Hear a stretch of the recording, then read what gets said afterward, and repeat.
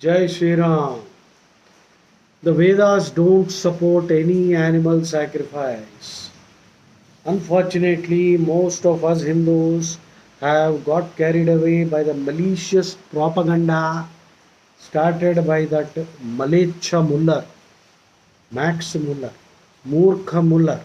That rascal, if you read his letters to his wife, he confesses that his only objective is to uprooting everything in the Vedas so that Hindu society and India become a fit recipient for conversion to Christianity.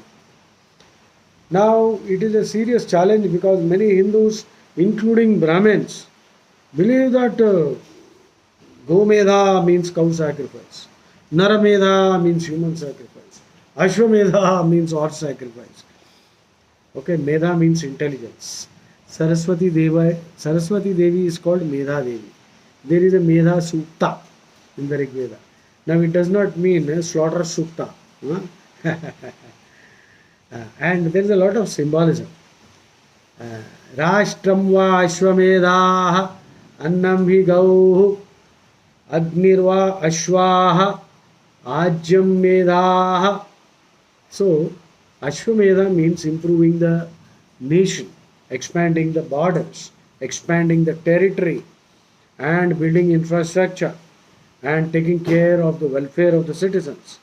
Annam hi Gau. Food itself is called Gau. Annam, rice, is called Gau. Ajyam Medha. The oblation is your intelligence. You are offering your intelligence as an oblation. Agnirva Ashwa. Agni. Fire itself is the horse. Horses and cows were to be protected and to be given away in charity, not slaughtered. So this rascal Murkha Mullah distorted the Vedas. He is not an authority in Sanskrit also. So please stop this nonsense of animal killing. In fact, though Buddha is not recognized by Vedavyasa, in the Mahabharata, Buddha is not mentioned as one of the Dashavataras.